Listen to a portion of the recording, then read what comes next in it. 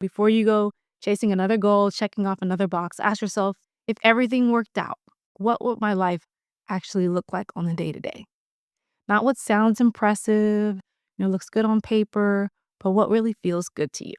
And what are you just doing because, that's the way you've always done it or that's what you think you're supposed to do? That shift to doing something that's aligned with you can really just make all the difference in your day to day. Number three, get your money working in the background. So you don't need to be extreme. Maybe you're not, again, going to go out and follow every single principle in the white coat investor. It's not ramen or bust. I'm definitely not prescribing stay at home and give up your trips and, just hustle hard. But you do need a plan, a foundation, so you're not stumbling around blindly.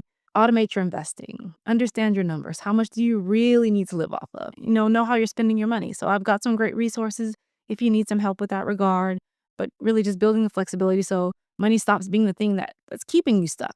It's not everything, but clearly having money makes life more comfortable and it creates this optionality, the ability to decide what you want and building optionality. So the goal, again, isn't to be the richest person in the room.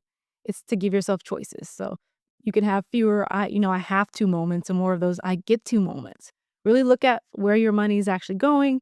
Look at your bank statements. Does it support the life that you say that you want? Like if you see what you're spending on, does that say that you want more time and more freedom and more memories? Or is it saying something else? And, that's something for you to decide.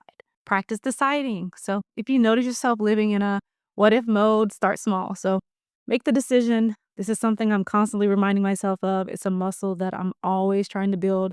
I feel like sometimes it's like trying to get rid of like my belly fat so that way you can see like my abs. Like it's something, again, always working on.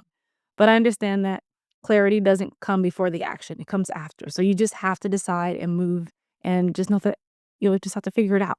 Okay. So that was my pep talk for you and for myself today.